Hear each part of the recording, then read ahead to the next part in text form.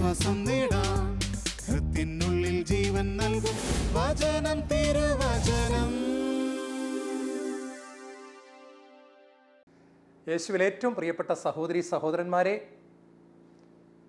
ഇന്ന് നമ്മൾ ചിന്തിക്കുന്ന വിഷയം നഷ്ടപ്പെട്ട കോടാലികൾ വീണ്ടെടുക്കുക എന്നതിനെ പറ്റിയാണ്.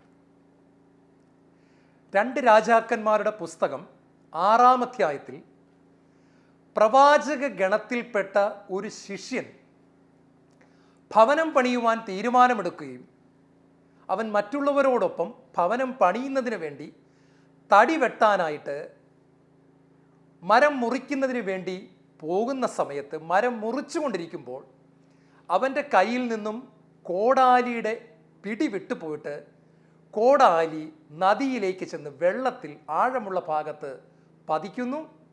അവൻ്റെ കോടാലി അവന് നഷ്ടപ്പെടുന്നു.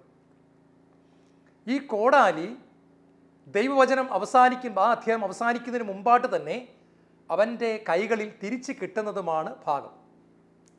നമ്മളിന്ന് വചനം തിരുവചന ശുശ്രൂഷയിൽ ഇതിൻ്റെ ആത്മീക മർമ്മങ്ങൾ നമ്മളൊന്ന് ധ്യാനിക്കുക. ഒന്നാമതായിട്ട്, അവനൊരു ഭവനം പണിയുവാൻ പുറപ്പെട്ടവനാണ്. ഞാനും നിങ്ങളും ഒരു ഭവനം പണിയുവാൻ വിളിക്കപ്പെട്ടിരിക്കുന്നു. ഞാനും നിങ്ങളും ദൈവരാജ്യം പണിയുവാൻ വിളിക്കപ്പെട്ടിരിക്കുന്നു. ആദത്തോടും ഹവയോടും കർത്താവ് ആദ്യം പറയുന്ന ഒരു കാര്യം, നിങ്ങൾ ഏദൻ തോട്ടം സംരക്ഷിക്കണം, കൃഷി ചെയ്യണം. അപ്പോൾ ഏദൻ തോട്ടം കൃഷി ചെയ്യാനും സംരക്ഷിക്കാനും ദൈവമായ കർത്താവ് അവരെ ഏദൻ തോട്ടത്തിലാക്കി എന്ന് വചനം പഠിപ്പിക്കുന്നുണ്ട്.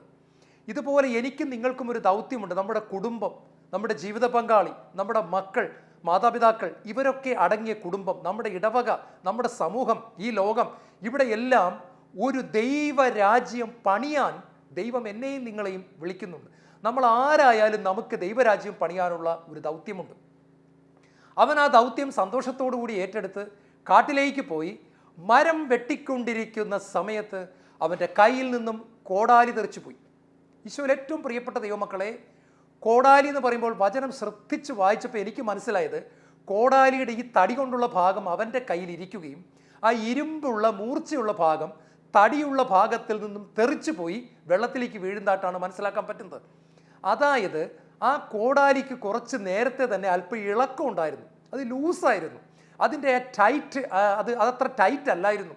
അതിൻ്റെ മുറുക്കം കൃത്യമായിട്ടല്ലായിരുന്നു. കോടാലി ഇവൻ വീട്ടിൽ നിന്ന് എടുത്ത് കൊണ്ടുവരുമ്പോൾ തന്നെ അതിന് കുറച്ച് ഇളക്കമുണ്ടായിരുന്നു. ആ സമയത്ത് അവനത് ശ്രദ്ധിച്ചിരുന്നെങ്കിൽ ഒരുപക്ഷേ അവൻ്റെ കോടാലി നഷ്ടപ്പെട്ടു പോകത്തില്ലായിരുന്നു. പ്രിയപ്പെട്ട ദൈവമക്കളെ, നമ്മളിത് വളരെ ശ്രദ്ധിച്ച് പഠിക്കേണ്ട ഒരു വചനമാണ്. ന്യായാധിപന്മാരുടെ പുസ്തകത്തിൽ 16-ാമത്തെ അധ്യായത്തിൽ 20-ാമത്തെ വചനം ഇങ്ങനെയാണ് കാണുന്നത്. ദൈവത്തിൻ്റെ ആത്മാവ് സാംസനെ വിട്ടുപോയ കാര്യം സാംസൺ അറിഞ്ഞില്ല. ഞാൻ വിശ്വസിക്കുന്നു ബൈബിളിലെ ഏറ്റവും വേദനാജനകമായ വചനങ്ങളിൽ ഒന്നാണിത്.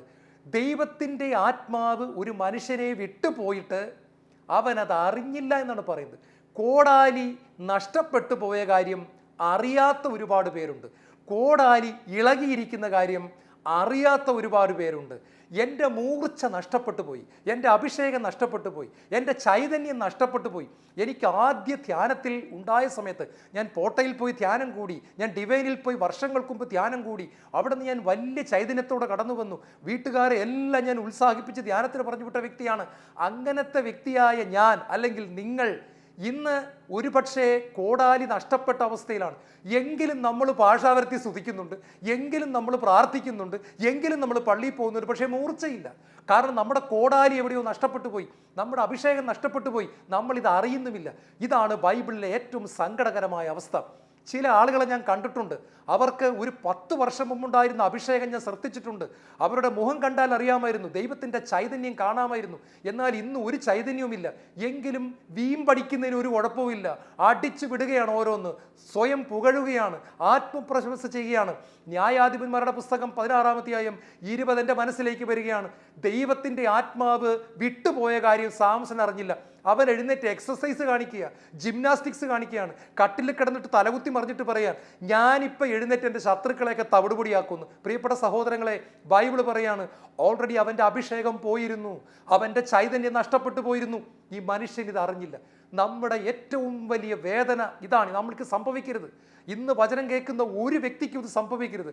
അഭിഷേകം നഷ്ടപ്പെടുന്നതിനേക്കാളും വലിയ കാര്യമാണ് അഭിഷേകം നഷ്ടപ്പെട്ട കാര്യം തിരിച്ചറിയാതിരിക്കുന്നത്. അഭിഷേകം നഷ്ടപ്പെട്ടാൽ തിരിച്ചു കിട്ടും. പക്ഷെ നഷ്ടപ്പെട്ട പോയ കാര്യം അറിഞ്ഞില്ലെങ്കിൽ എങ്ങനെ തിരിച്ചു കിട്ടും? അങ്ങനെ തന്നെ പോയി നമ്മൾ നശിക്കത്തേ ഉള്ളൂ. നമ്മൾ തിരിച്ചറിയണം. വെളിപാട് പുസ്തകം 3-ാം അധ്യായത്തിൻ്റെ 17-ാമത്തെ വാക്യത്തിൽ ഉയർത്തെഴുന്നേറ്റ കർത്താവ് പത്മോസിന്റെ ദ്വീപിൽ തൻ്റെ അരുമ ശിഷ്യനായ യോഹന്നാന് പ്രത്യക്ഷപ്പെട്ട് ഒരു സഭയെക്കുറിച്ചുള്ള വേദന പറയുകയാണ്. നീ സമ്പന്നനാണ്, നിനക്കൊന്നിനും കുറവില്ല എന്ന് നീ പറയുന്നു, എങ്കിലും എൻ്റെ നോട്ടത്തിൽ നീ ദയനീയനും നികൃഷ്ടനും നഗ്നനും ദരിദ്രനുമാണ്. കർത്താവ് പറയുകയാണ്, എടാ യോഹന്നാനെ, അവന്മാരെ കുറിച്ച് പറഞ്ഞുകൊണ്ടിരിക്കുന്നത് എന്താണെന്നറിയാമോ? വലിയ സഭയാണെന്നാണ്, ഞങ്ങൾ വലിയ ആളുകളാണെന്ന് പറയുന്നത്, സമ്പന്നരാണ്, അഭിഷേകമുണ്ട്, വിശുദ്ധിയുണ്ട്, ഞങ്ങളെന്ന് വെച്ചാൽ ആരാന്നറിയാമോ എന്ന് പറഞ്ഞ് അവർ പുകഴുകയാണ്. വെളിപാട് 3:17 വായിച്ചു നോക്കൂ.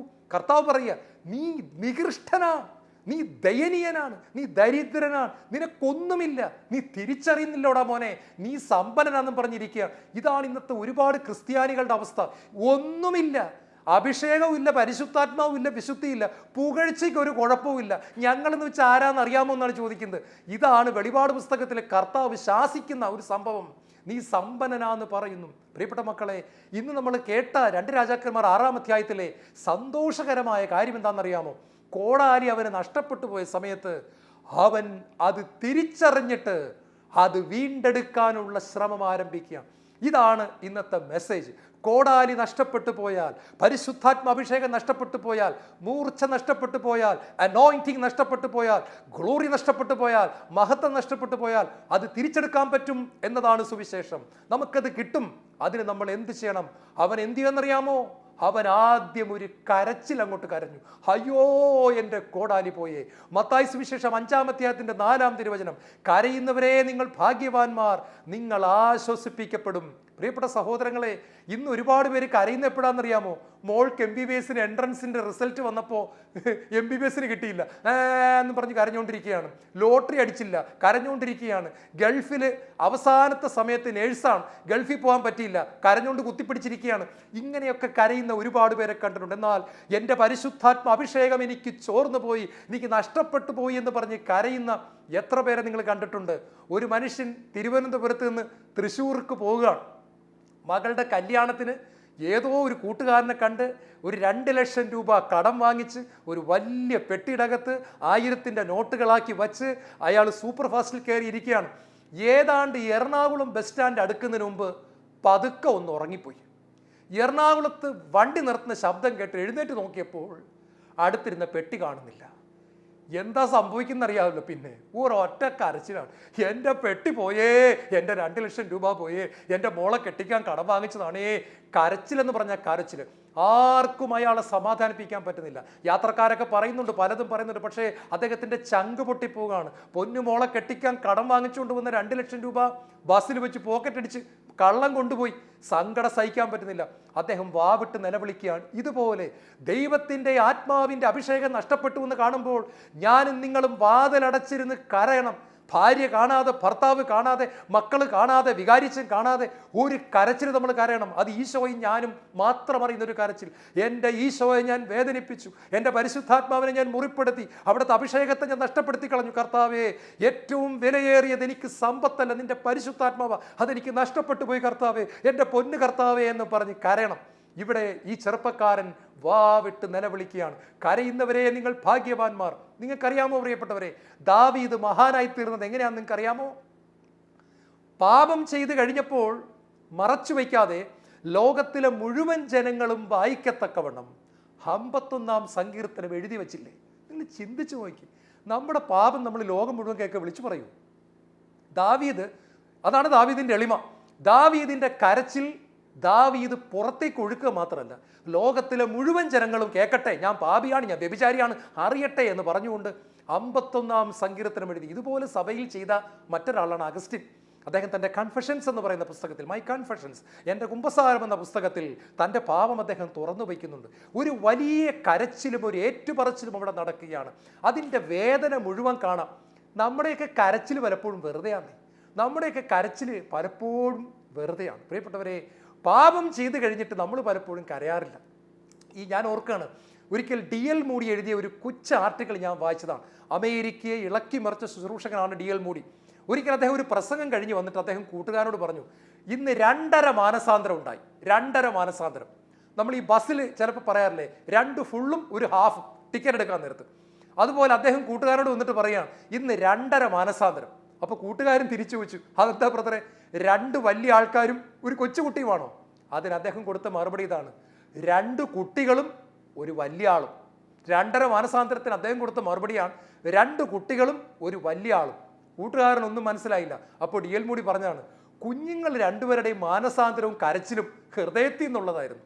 വലിയ ആളുടെ മാനസാന്തരം പകുതി വെന്തതുപോലെയായിരുന്നു, അത് ശരിക്കും ഹൃദയത്തിൽ നിന്നുള്ളതല്ലായിരുന്നു. പക്ഷേ കുഞ്ഞുങ്ങൾ 2 പേരും ഒന്ന് മാനസാന്തരപ്പെട്ടത് അത് റിയൽ കൺവേർഷൻ ആയിരുന്നു, യഥാർത്ഥ മാനസാന്തരമായിരുന്നു.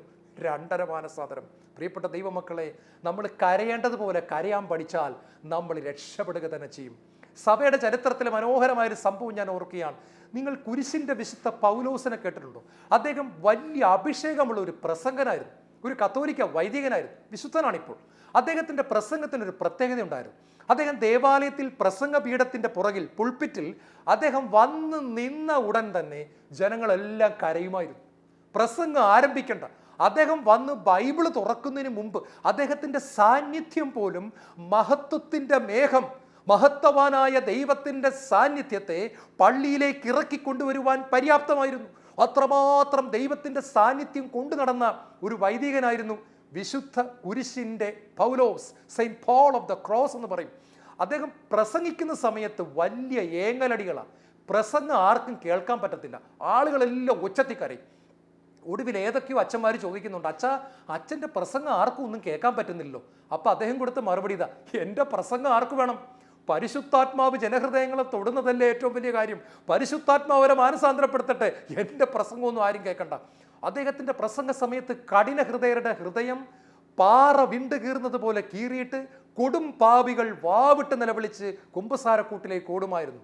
അങ്ങനെ ഇരിക്കുകയാണ് ഒരിക്കൽ വാടക ഗുണ്ടയായി കൈവെട്ടിക്കൊണ്ടിരുന്ന, കാല് വെട്ടിക്കൊണ്ടിരുന്ന, ആളുകളെ ക്രൂരമായി കൊലപ്പെടുത്താൻ കൂട്ടുനിന്നിരുന്ന ജോൺ എന്ന് പറയുന്ന ഒരു ചെറുപ്പക്കാരൻ അച്ഛൻ്റെ പ്രസംഗം കേൾക്കാൻ വരികയാണ്. കുരിശിൻ്റെ വിശുദ്ധ പൗലോസ് പ്രസംഗിക്കാൻ തുടങ്ങിയതും ജോൺ എന്ന് പറയുന്ന വലിയ പാപിയുടെ ഹൃദയം തവിടുപൊടിയായി കുപ്പിച്ചില് പൊട്ടുന്നത് പോലെ പൊട്ടി. അദ്ദേഹം വാവിട്ട് നിലവിളിച്ചു. പള്ളിയിൽ നിന്ന് തിരിച്ച് വീട്ടിൽ പോയിട്ടും കരച്ചിൽ നിൽക്കുന്നില്ല. 1 ദിവസമായി കരച്ചിൽ നിൽക്കുന്നില്ല, ആഹാരം കഴിക്കുന്നില്ല, വെള്ളം ഇടയ്ക്കൽപ്പം കുടിക്കും. 2 ദിവസമായി കരച്ചിൽ നിർത്തുന്നില്ല, വെള്ളം മാത്രമേ കുടിക്കുന്നുള്ളൂ. 3 ദിവസമായി കരച്ചിൽ നിർത്തുന്നില്ല. എല്ലാവർക്കും പേടിയായി. രാത്രി എല്ലാം ഇരുന്ന് കരയാണ്, ഉറക്കമില്ല. പകലെല്ലാം ഇരുന്ന് കരയാണ്. 72 മണിക്കൂർ സമയം കരഞ്ഞു. ആർക്കായാലും തോന്നും ഭ്രാന്തായിപ്പോയെന്ന്. സ്വന്തം അപ്പം തന്നെ ചോദിച്ചടാ മോനെ, പ്രാർത്ഥനയ്ക്ക് പോയി വട്ടായോടാ, എന്താടാ ഇതെന്താ ഇത്? അപ്പോഴെല്ലാം ഒറ്റ മറുപടി, അപ്പച്ചാ ഞാൻ പാപിയാണ്. അപ്പം അദ്ദേഹം പറഞ്ഞു, എടാ അതിനെന്തിനാടാ ഇത്രയും കരയുന്നത്? എൻ്റെ അപ്പച്ചാ ഞാൻ പാപിയാണ്, ഞാൻ കർത്താവിനെ വേദനിപ്പിച്ചപ്പച്ച. പ്രിയപ്പെട്ട സഹോദരങ്ങളെ, ഈ ജോൺ എന്ന് പറയുന്ന ചെറുപ്പക്കാരൻ സഭയിലെ ഒരു വലിയ വിശുദ്ധനായി തീരുകയാണ്. Saint John of God.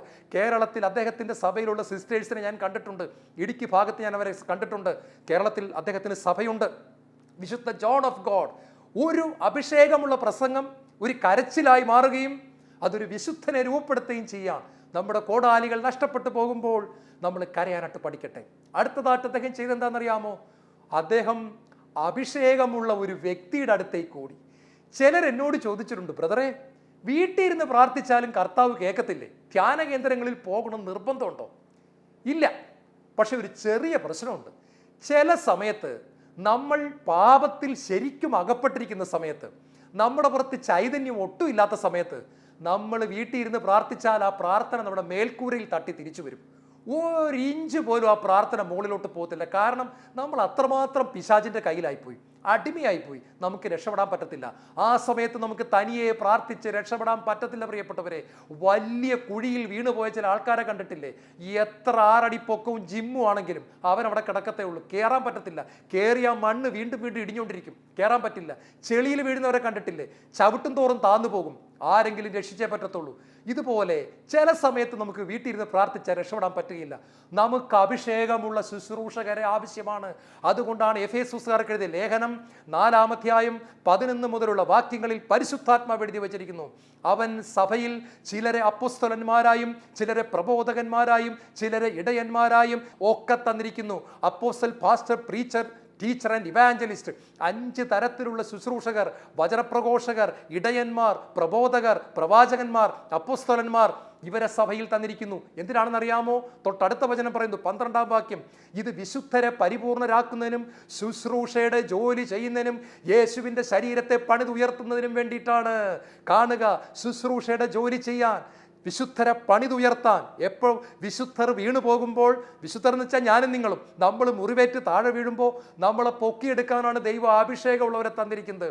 പ്രിയപ്പെട്ടവരെ, അഭിഷേകമുള്ള ശുശ്രൂഷകരെ പരിഹസിക്കരുത്, അവരെ പുച്ഛിക്കരുത്, അവരുടെ ശുശ്രൂഷകളെ കളിയാക്കരുത്. നമുക്ക് ദൈവം തന്ന അനുഗ്രഹമാണത്. കേരളത്തിന് എത്രയോ വലിയ അനുഗ്രഹമാണ്. എത്ര അഭിഷേകമുള്ള വൈദികർ, വചനപ്രഘോഷകർ, സിസ്റ്റേഴ്സ് ഒക്കെ നമുക്ക് ദൈവം തന്നിരിക്കുന്നു. അഭിഷേകമുള്ള TV ചാനൽ തന്നിരിക്കുന്നു. നമ്മൾ ഒത്തിരി അനുഗ്രഹിക്കപ്പെട്ടവരാണ്. ദൈവത്തിന് നമ്മോടുള്ള സ്നേഹമാണത്. പ്രിയപ്പെട്ടവരെ, ആ ചെറുപ്പക്കാരൻ കോടാലി നഷ്ടപ്പെട്ടപ്പോൾ കരഞ്ഞുകൊണ്ട് ഒരൊറ്റ ഓട്ടം വെച്ചു കൊടുത്തു പ്രവാചകന്റെ അടുത്തേക്ക്. അവനറിയാം ദൈവത്തിൻ്റെ ആത്മാവിൻ്റെ അഭിഷേകം ഏലീഷ പ്രവാചകന്റെ മേലുണ്ട്. ദൈവത്തിൻ്റെ അഭിഷേകം കുടികൊള്ളുന്ന ഒരു ശുശ്രൂഷകനാണ്. ദൈവം ഞങ്ങൾക്കുന്ന സമ്മാനമാണ് ഏലീഷ പ്രവാചകൻ. അതുകൊണ്ട് ഞാൻ പ്രവാചകന്റെ അടുത്ത് ചെന്ന് പ്രവാചകന്റെ ശുശ്രൂഷ ഞാൻ ഏറ്റുവാങ്ങും. പ്രിയപ്പെട്ട സഹോദരങ്ങളെ, ഞാൻ ഓർക്കണം, ഒരിക്കൽ ഇന്ത്യക്ക് പുറത്ത് ഞാൻ ഒരു രാജ്യത്ത് ശാലോമിന് വേണ്ടി ശുശ്രൂഷ ചെയ്യാം. ഞാൻ അവിടെ ചെന്ന് കഴിഞ്ഞപ്പോൾ വലിയ തണുപ്പുള്ള ഒരു രാജ്യമാണ്. ഏതാണ്ട് -18-19 തണുപ്പ് ആ സമയത്ത് അവിടെ ഉണ്ട്. ഈ തണുപ്പ് കാരണം രാവിലെ എഴുന്നേറ്റ് പ്രാർത്ഥിക്കാനൊന്നും എനിക്ക് പറ്റുന്നില്ല. നമ്മുടെ ശാലോമിൻ്റെ പ്രോഗ്രാം കഴിഞ്ഞു. ഞാൻ അത് കഴിഞ്ഞ് വീട്ടിലോട്ട് വരാൻ 2 ദിവസം കൂടെ ബാക്കിയുണ്ട്. പക്ഷേ എനിക്ക് പ്രാർത്ഥിക്കാൻ പറ്റുന്നില്ല. രാവിലെ എഴുന്നേറ്റ് പ്രാർത്ഥിക്കാൻ ഈ തണുപ്പ് കാരണം വലിയ ബുദ്ധിമുട്ടാണ്. എനിക്ക് മനസ്സിലായി എൻ്റെ ചൈതന്യം ചോർന്നു പോയിക്കൊണ്ടിരിക്കുകയാണ്. ആ സമയത്ത് കേരളത്തിൽ ഇന്ന് അറിയപ്പെടുന്ന ഒരു വൈദികൻ, ശക്തമായിട്ട് ദൈവം ഡെലിവറൻസ് മിനിസ്ട്രിയിൽ ഉപയോഗിച്ചുകൊണ്ടിരിക്കുന്ന, പിശാചുകളെ പുറത്താക്കാനായിട്ട് നന്നായിട്ട് ദൈവം ഉപയോഗിച്ചുകൊണ്ടിരിക്കുന്ന, വളരെ വിശുദ്ധിയിൽ ജീവിച്ചുകൊണ്ടിരിക്കുന്ന ഒരു വൈദികൻ്റെ ശുശ്രൂഷ അവിടെ നിന്ന് ഏകദേശം ഒരു 2 മണിക്കൂർ കാറിൽ ട്രാവൽ ചെയ്താൽ ആ ഒരു പള്ളിയിൽ, ഒരു കത്തോലിക്ക ദേവാലയത്തിൽ നടക്കുകയാണ്. അപ്പോൾ ഇത് കേട്ടപ്പോൾ എനിക്ക് വലിയൊരാഗ്രഹം, എനിക്ക് അവിടെ പോയി ആ ധ്യാനം ഒന്ന് കൂടണം. കേരളത്തിൽ വെച്ച് ആ അച്ഛൻ്റെ ധ്യാനം എനിക്ക് പോയി പൂർണ്ണമായിട്ട് കൂടാൻ പറ്റിയിട്ടില്ല, തിരക്ക് കാരണം. അപ്പം ഞാൻ അവിടെയുള്ള എൻ്റെ സ്നേഹിതനായ ഒരു മലയാളി വൈദികനോട് പറഞ്ഞു, അച്ഛാ എനിക്ക് ഇന്ന അച്ഛൻ്റെ ധ്യാനത്തിനൊന്ന് പോയാൽ കൊള്ളാമെന്നുണ്ട്. ഞാൻ അല്പം ക്ഷീണിതനാണ്, എൻ്റെ പ്രാർത്ഥന ഡൗൺ ആയിപ്പോയി, എൻ്റെ അഭിഷേകം ചോർന്നിരിക്കുകയാണ്, ഞാൻ താഴോട്ട് പോയിക്കൊണ്ടിരിക്കുകയാണ്, ഞാൻ ഉണങ്ങി വരണ്ടോണ്ടിരിക്കുകയാണ്, എനിക്കൊരു അഭിഷേകമുള്ള വ്യക്തിയുടെ ശുശ്രൂഷ അറ്റൻഡ് ചെയ്യണോ അച്ഛാ? അച്ഛൻ എന്നെ അപ്പം തന്നെ കാറിൽ കയറ്റി ഞാൻ നേരത്തെ പറഞ്ഞ ഡെലിവറൻസ് മിനിസ്ട്രി ചെയ്യുന്ന വൈദികൻ്റെ ശുശ്രൂഷയിൽ കൊണ്ടുവന്നിരുത്തി. പ്രിയപ്പെട്ടവരെ, ഞാനവിടെ ചെല്ലുമ്പോൾ വിശുദ്ധ കുർബാന തീർന്നു, തിരക്കുമൂലം അല്പം താമസിച്ചെന്ത്. വിശുദ്ധീകരണത്തിൻ്റെ ബലിപീഠമേ സ്വസ്തി, കർത്താവിൻ്റെ കബറിടമേ സ്വസ്തി എന്ന് പറയുന്ന സമയത്താണ് ഞാൻ പള്ളിയിലോട്ട് കയറുന്നത്. അപ്പോൾ ഞാനിത് പള്ളിയിലോട്ട് ചെന്ന് കയറുന്നതും വിശുദ്ധ ബലി അവസാനിക്കുകയാണ്. ഞാൻ ആ സമയത്ത് കണ്ട് 2 മിന്നലുളികൾ എൻ്റെ മേൽ പതിക്കുകയാണ്. അഭിഷേകത്തിൻ്റെ 2 തരംഗം, 2 തിരമാലകൾ പോലെ വന്ന് എൻ്റെ പുറത്തോട്ട് അങ്ങോട്ട് കയറി. എൻ്റെ ക്ഷീണം പമ്പ കടന്നു, എൻ്റെ തളർച്ച പമ്പ കടന്നു, എൻ്റെ നഷ്ടപ്പെട്ടു പോയ അഭിഷേകം നിമിഷം തിരിച്ചു കിട്ടുകയാണ്. അപ്പോൾ അച്ഛൻ ഞാൻ അങ്ങോട്ട് കയറി ചെല്ലുന്നുണ്ട്. ഉടനെ പറഞ്ഞു, ഡോക്ടർ ജോണൊക്കെ വന്നിട്ടുണ്ട്, നമുക്ക് എല്ലാവർക്കും ഒരുമിച്ചിരുന്ന് ഇനി അടുത്ത ധ്യാനത്തിലോട്ട് നമുക്ക് പോകാം. പ്രിയപ്പെട്ടവരെ, വലിയ സന്തോഷമായി. അതിനുശേഷം അച്ഛൻ്റെ പ്രസംഗം ഞാൻ കേട്ടു. ഇൻ്റർവെൽ സമയമെത്തിയപ്പോൾ ഞാൻ അച്ഛനെ കാണാൻ ചെന്നു. ഞാൻ മുട്ടുകുത്തിയിരുന്നു. അച്ഛൻ എൻ്റെ 2 കവിളിലും കൂടെ പിടിച്ചിട്ട് അഭിഷേകത്തിന് വേണ്ടി ഒരു പ്രാർത്ഥന പ്രാർത്ഥിച്ചു. ഞാൻ നിങ്ങളോട് സത്യം പറയട്ടെ, ഞാനൊരു 3 മണിക്കൂർ സമയം വീട്ടിലിരുന്ന് പ്രാർത്ഥിക്കുമ്പോൾ കിട്ടുന്ന അഭിഷേകം, ദൈവത്തിൻ്റെ അഭിഷേകമുള്ള ഈ വ്യക്തി എൻ്റെ പുറത്ത് കൈവച്ചപ്പോൾ അപ്പം തന്നെ എൻ്റെ പുറത്ത് കിട്ടി. എനിക്ക് വലിയ സന്തോഷമായി. തിരിച്ച് ഞാൻ താമസ സ്ഥലത്തേക്ക് പോകുമ്പോൾ എനിക്ക് മനസ്സിലായി ദൈവം എന്തിനാണ് സഭയിൽ നമുക്ക് ഇങ്ങനെയുള്ള വ്യക്തികളെ തന്നിരിക്കുന്നത്. പ്രിയപ്പെട്ട സഹോദരങ്ങളെ, നമ്മളോടുള്ള സ്നേഹത്തെ പ്രതിയാണ്, നമ്മോടുള്ള കർത്താവിൻ്റെ സ്നേഹമാണ് അഭിഷേകമുള്ള വ്യക്തികളെ തന്നിരിക്കുന്നത്. നമ്മൾ അവരുടെ പ്രസംഗം കേൾക്കുമ്പോൾ, നമ്മൾ അവരുടെ ധ്യാനത്തിന് പോയിരിക്കുമ്പോൾ നഷ്ടപ്പെട്ടതെല്ലാം നമുക്ക് തിരിച്ചു കിട്ടാനുള്ള ദൈവപിതാവിൻ്റെ വലിയ കാരുണ്യമാണ്. ഈ ചെറുപ്പക്കാരൻ ഏലീഷയുടെ പക്കലേക്ക് എന്നിട്ട് പറഞ്ഞു, പിതാവേ, എനിക്കെൻ്റെ കോടാലി നഷ്ടപ്പെട്ടു പോയി പിതാവേ, അങ്ങേക്ക് എന്നെ സഹായിക്കാൻ പറ്റും, എനിക്കിത് ഒറ്റയ്ക്ക് രക്ഷപ്പെടാൻ പറ്റുകയില്ല, എനിക്കൊരു അഭിഷിക്തൻ്റെ സഹായം വേണം, പരിശുദ്ധാത്മാവിൻ്റെ അനോയിന്റിംഗ് ഉള്ള അഭിഷേകമുള്ള ഒരു വ്യക്തിയാണ് അങ്ങ്, എനിക്ക് അങ്ങയുടെ സഹായം വേണം. അത് എടുത്തടിക്കൊരു ചോദ്യം ചോദിച്ചു, എവിടെ വെച്ചാണ് നിന്റെ കോടാലി നഷ്ടപ്പെട്ടത്, കാണിച്ചു തരൂ. എന്താണ് ഇതിൻ്റെ അർത്ഥം എന്നറിയാമോ? ഇത് വലിയൊരു രഹസ്യമാണ്. നമ്മുടെ അഭിഷേകം എവിടെയോ വെച്ചാണ് നഷ്ടപ്പെട്ടത്. നമ്മൾ എന്തോ ഒന്ന് പറഞ്ഞപ്പോൾ, എന്തോ ഒന്ന് തെറ്റാട്ട് നോക്കിയപ്പോൾ, എന്തോ ഒരു പ്രവൃത്തി ചെയ്തപ്പോൾ, എന്തോ ഒന്ന് ചെയ്യാതിരുന്നപ്പോൾ, എന്തോ ഒരു പ്രത്യേക സാഹചര്യത്തിലാണ് നമ്മുടെ കോടാലി, നമ്മുടെ അഭിഷേകം, നമ്മുടെ മൂർച്ച നമുക്ക് നഷ്ടപ്പെട്ടത്. അപ്പോൾ ഏലീഷ ഈ ചെറുപ്പക്കാരനോട് ചോദിക്കുകയാണ്, നിന്റെ അഭിഷേകം എവിടെ വച്ചാണ് നഷ്ടപ്പെട്ടു പോയത്? കാണിച്ചു തരുവിൻ. അപ്പോൾ അവൻ നദിയുടെ ഒരു പ്രത്യേക സ്ഥലം കാണിച്ചിട്ട് പറഞ്ഞു, പിതാവേ, ഇവിടെയാണ് എൻ്റെ കോടാലി നഷ്ടപ്പെട്ടത്. പ്രിയപ്പെട്ട സഹോദരങ്ങളെ, ഇത് വലിയൊരു പോയിന്റാണ്, നമ്മൾ ശ്രദ്ധിക്കണം. പരിശുദ്ധ മറിയത്തിനും ഔസേ പിതാവിനും യേശുവിനെ നഷ്ടപ്പെട്ടു. ഞാൻ ഭാവന കാണുകയാണ്, രണ്ടുപേരും കൂടെ യേശുവിനെ നഷ്ടപ്പെട്ടത് അറിയുന്നത് 3-ാമത്തെ ദിവസമാണ്. അവർ തിരിച്ചുവിടുന്ന വഴിക്ക് എല്ലാ വീട്ടിലും കയറി. കസിൻസിൻ്റെ വീട്ടിൽ, ആൻറ്റിമാരുടെ വീട്ടിൽ, അങ്കിളുമാരുടെ വീട്ടിൽ, വല്യപ്പച്ചൻ, എല്ലായിടത്തും കയറി. വല്യപ്പച്ച, എൻ്റെ മോനെ കണ്ടോ? ഇല്ല. മോനെ സണ്ണിക്കുട്ടി, എടാ കണ്ടോ? എടാ തോമാച്ച കണ്ടോ? ആർക്കും കാണാൻ പറ്റുന്നില്ല. കാരണം യേശു അവിടെയെങ്ങും ഇല്ല. ഒടുവിൽ അന്വേഷിച്ച് വന്നപ്പോൾ യേശു പള്ളിയുടെ അകത്ത് ഇരിപ്പുണ്ട്. എന്താ കാര്യം എന്നറിയാമോ? പള്ളിയുടെ അകത്ത് വെച്ചാണ് അവർക്ക് യേശുവിനെ നഷ്ടപ്പെട്ടത്. നഷ്ടപ്പെട്ട സ്ഥലത്ത് തന്നെ യേശു ഇരിപ്പുണ്ട്. പ്രിയപ്പെട്ടവരെ, ഒരുപക്ഷെ ഞാൻ എൻ്റെ ജീവിത പങ്കാളിയോട് ദേഷ്യപ്പെട്ട് മുറിച്ച് സംസാരിച്ച സമയത്തായിരിക്കും എൻ്റെ കോടാലി നഷ്ടപ്പെട്ടത്. ഒരുപക്ഷെ ഞാൻ എൻ്റെ വികാരിയച്ഛനെ വീട്ടിലിരുന്ന് കുറ്റം പറഞ്ഞപ്പോഴായിരിക്കും എൻ്റെ കോടാലി നഷ്ടപ്പെട്ടത്. ഒരുപക്ഷെ ഞാൻ ആസക്തിയോടെ അന്യൻ്റെ ഭാര്യയെ ആഗ്രഹിച്ചപ്പോഴായിരിക്കും എൻ്റെ കോടാലി നഷ്ടപ്പെട്ടത്. ദൈവത്തിൻ്റെ അഭിഷിക്തൻ ചോദിക്കുകയാണ്, നീ എന്ത് ചെയ്തപ്പോഴാണ് നിൻ്റെ കോടാലി നഷ്ടപ്പെട്ടത്? നീ അത് കാണിച്ചു തരൂ, നീ അവിടേക്ക് തിരിച്ചു വരൂ, നീ അതിനെ തിരുത്തുവാൻ തയ്യാറാകൂ. പ്രിയപ്പെട്ട സഹോദരങ്ങളെ, പത്രോസിൻ്റെ ചൈതന്യം നഷ്ടപ്പെട്ടത് പത്രോസ് 3 പ്രാവശ്യം കർത്താവിനെ തള്ളി പറഞ്ഞപ്പോഴാണ്. ചൈതന്യം തിരിച്ചു കൊടുക്കാൻ വേണ്ടി ഈശോ ചെയ്യുന്നൊരു കാര്യമുണ്ട്. 3 പ്രാവശ്യം അവനെ കൊണ്ട് ഏറ്റുപറയുകയാണ്, നിന്നെ ഞാൻ സ്നേഹിക്കുന്നു, നിന്നെ ഞാൻ തള്ളിപ്പറയുകയല്ല, സ്നേഹിക്കുന്നു, നിന്നെ ഞാൻ സ്നേഹിക്കുന്നു, ഏറ്റവും അധികം സ്നേഹിക്കുന്നു. എന്ത് ചെയ്തപ്പോഴാണോ നഷ്ടപ്പെട്ടത് അവിടെ തിരികെ കൊണ്ടുവന്ന് അതിന് പകരമായിട്ട് പരിഹാരം ചെയ്യുന്ന സമയത്ത്, അതിനൊരു പ്രായശ്ചിത്തം ചെയ്യുന്ന സമയത്ത് നമുക്ക് നഷ്ടപ്പെട്ട കോടാലികൾ വീണ്ടും കിട്ടുകയാണ്. നമ്മൾ എന്തോ ചെയ്തപ്പോൾ നഷ്ടപ്പെട്ടു പോയ കോടാലി തിരിച്ചു കിട്ടാൻ ഒറ്റ മാർഗമേ ഉള്ളൂ. നമ്മളത് തിരിച്ചറിയുക, അവിടെ ചെല്ലുക, തെറ്റ് തിരുത്തുക, നമ്മുടെ കോടാലി നമുക്ക് തിരിച്ചു കിട്ടും. അവൻ ആ സ്ഥലം വ്യക്തമായിട്ട് കാണിച്ചു കൊടുത്തപ്പോൾ എലീഷ പറഞ്ഞു, ഒരു മരം മുറിച്ചു കൊണ്ടുവന്ന് ഈ സ്ഥലത്തിടുക. പ്രിയപ്പെട്ട സഹോദരങ്ങളെ, ഇസ്രായേൽ ജനം മാറായിൽ എത്തിയപ്പോൾ വെള്ളത്തിന് കയ്പായിരുന്നു. കയ്പ് മാറാൻ ഒറ്റ കാര്യമാണ് മോശ ചെയ്തത്. ദൈവം പറഞ്ഞു, ആ മരത്തിൻ്റെ കഷ്ണം കൊണ്ടുവന്നിടുക, കയ്പ് മാറും. മരം കൊണ്ടുവന്നിട്ട് കയ്പ് മാറി.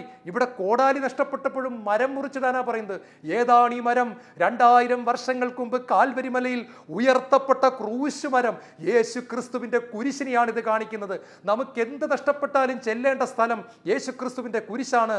റോമാലേഖനം വളരെ വ്യക്തമായിട്ട് പറയുന്നുണ്ട്. 10-ാം അധ്യായത്തിൻ്റെ 12-ാമത്തെ വാക്യത്തിൽ പറയുന്നു, കർത്താവിൻ്റെ മുഖത്തേക്ക് നോക്കിയവരെല്ലാവരും പ്രകാശിതരായി. കർത്താവിന് നാമം വിളിച്ചപേക്ഷിക്കുന്നവരെല്ലാവരും രക്ഷ പ്രാപിക്കും. കർത്താവിൻ്റെ നാമം വിളിച്ചപേക്ഷിക്കുന്നവർക്കെല്ലാം അവിടുന്ന് തൻ്റെ സമ്പത്ത് വർഷിക്കുന്നു. റോമാലേഖനം 10, 12, 13 ഒരുമിച്ച് വായിക്കുക. കർത്താവിൻ്റെ നാമം വിളിച്ചപേക്ഷിക്കുന്നവരുടെ മേൽ അവിടുന്ന് തൻ്റെ സമ്പത്ത് വർഷിക്കുന്നു. നഷ്ടപ്പെട്ടു പോയത് മുഴുവൻ തിരിച്ചു കിട്ടുന്ന സ്ഥലമാണ് ഈശോയുടെ കുരിശിലേക്ക് വന്ന് കെട്ടിപ്പിടിക്കുക. ഈശോയെ, എൻ്റെ ഈശോയെ, എനിക്ക് നഷ്ടപ്പെട്ടു പോയെന്ന് പറയുക, എനിക്ക് തെറ്റിപ്പോയെന്ന് പറയുക, അത് തിരിച്ചു കിട്ടും. തടിക്കഷ്ണം കൊണ്ടുവന്നിട്ടതും കോടാലി പൊങ്ങി വരികയാണ്. കോടാലി പൊങ്ങി വന്നപ്പോൾ ഒരു കാര്യം ഇവിടെ നമ്മൾ വിട്ടുപോകരുത്.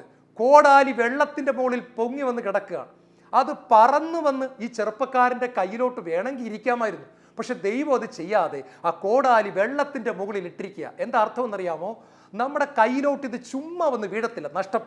നഷ്ടപ്പെട്ട അഭിഷേകം തിരിച്ചു കിട്ടാൻ നമ്മൾ അഭിഷേകമുള്ള ശുശ്രൂഷയിൽ പോകണം, തെറ്റ് തിരുത്തണം, യേശുവിൻ്റെ ക്രൂശിലേക്ക് ചെല്ലണം, കൈനീട്ടി സ്വീകരിക്കണം. അതായത് പ്രാർത്ഥിക്കണം. നമ്മൾ ചുമ്മാ ഇരുന്നാൽ പോരാ, പ്രാർത്ഥിക്കണം. ആ ചെറുപ്പക്കാരൻ കൈനീട്ടി വെള്ളത്തിൽ നിന്നും അവൻ്റെ കോടാലി പൊക്കിയെടുത്തു. ഇതുപോലെ നമ്മൾ പ്രാർത്ഥനയിൽ 2 കരങ്ങളും ദൈവത്തിൻ്റെ പക്കലേക്ക് നീട്ടിക്കൊണ്ട് നഷ്ടപ്പെട്ടു പോയതിനെ സ്വീകരിക്കാൻ പഠിക്കണം. തിരിച്ചു കിട്ടും. ഒരൊറ്റ വചനം പറഞ്ഞ് ഇന്നത്തെ ശുശ്രൂഷ അവസാനിപ്പിക്കാം. ജോയൽ പ്രവാചകന്റെ പുസ്തകം 2-ാം അധ്യായം 2-3 തിരുവചനങ്ങൾ. അത് കഴിഞ്ഞ് നമ്മൾ താഴോട്ട് വരുമ്പോൾ പ്രിയപ്പെട്ട സഹോദരങ്ങളെ 23-ാമത്തെ തിരുവചനം വരെ എത്തുക. ജോയൽ പ്രവാചകന്റെ പുസ്തകം ആദ്യ ഭാഗങ്ങളിൽ പരിശുദ്ധാത്മാവിനെ വർഷിക്കുന്നതിനെ പറ്റിയാണ് പറയുന്നത്. എന്നാൽ ജോയൽ പ്രവാചകന്റെ പുസ്തകം 2-ാം അധ്യായം 23-ാമത്തെ തിരുവചനം വരുമ്പോൾ കർത്താവ് പറയുന്നു, നിങ്ങൾക്ക് നിങ്ങളുടെ പഴയ കാലത്തതുപോലെ തന്നെ വസന്തകാല വൃഷ്ടിയും ശരത്കാല വൃഷ്ടിയും ഞാൻ മടക്കിത്തരും. ചക്കുകളിൽ വീഞ്ഞ് നിറഞ്ഞു കവിഞ്ഞൊഴുകും, ധാന്യപ്പുരകളിൽ ധാന്യം നിറയും, നിങ്ങൾ ഭക്ഷിച്ച് തൃപ്തിയടയും, നിങ്ങൾ നിങ്ങളുടെ ദൈവമായ കർത്താവിൻ്റെ നാമത്തെ സ്തുതിക്കും, നിങ്ങൾ നഷ്ടപ്പെട്ടതെല്ലാം ഞാൻ തിരികെ തരും. വെട്ടുക്കിളി, പച്ചക്കുതിര, കമ്പിളിപ്പുഴു, ഇങ്ങനെ ഞാൻ അയച്ച സൈന്യങ്ങൾ നശിപ്പിച്ചു കളഞ്ഞ സംവത്സരങ്ങളിലെ മുഴുവൻ വിളവുകളും ഞാൻ നിങ്ങൾക്ക് മടക്കിത്തരും. എൻ്റെ ജനത്തിന് ഇനി ലജ്ജിക്കേണ്ടി വരികയില്ല. ഹല്ലേലൂയ. ദൈവത്തിൻ്റെ വചനം ഉറപ്പ് തരികയാണ്. എന്തെല്ലാം നഷ്ടപ്പെട്ടു പോയോ അത് മുഴുവൻ യേശു ക്രിസ്തുവിലൂടെ മടക്കി തരുമെന്ന്. എന്നിട്ട് പറയുന്നു, എൻ്റെ മക്കൾക്ക് ഇനി ലജ്ജിക്കേണ്ടി വരത്തില്ല, എല്ലാം തിരിച്ചു കിട്ടും.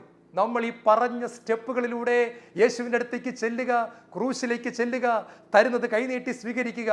നമുക്ക് ലജ്ജിക്കേണ്ടി വരത്തില്ല. നമ്മുടെ അഭിഷേകം നഷ്ടപ്പെട്ടതിൽ ചിലരൊക്കെ പരിഹസിച്ച് കാണും. അവരുടെ പരിഹാസത്തെ കർത്താവ് എടുത്ത് മാറ്റിയിട്ട് പറയുക, എൻ്റെ മോനെ നീ ഇനി ലജ്ജിക്കത്തില്ല, എൻ്റെ മോളെ നീ ഇനി ലജ്ജിക്കത്തില്ല, നിനക്ക് ഞാൻ തിരിച്ചു തരും നഷ്ടപ്പെട്ടത്, നിന്നെ ഞാൻ മാനിച്ചെടുത്ത് ഉയർത്തും. കണ്ണുകളടയ്ക്കാം, പ്രാർത്ഥിക്കാം. ഈശോ, എൻ്റെ നഷ്ടപ്പെട്ടു പോയ അഭിഷേകം ഇന്നത്തെ ശുശ്രൂഷയിലൂടെ എനിക്ക് മടക്കി തരണമേ. ഞാൻ ഈ വചനം കേട്ടുകൊണ്ടിരിക്കുമ്പോൾ തന്നെ യേശുവിൻ്റെ കുരിശിലേക്ക് വരുന്ന കർത്താവേ, എന്നെ അഭിഷേകം ചെയ്യണമേ. യേശുവേ നന്ദി, യേശുവേ സ്തോത്രം, യേശുവേ ആരാധന.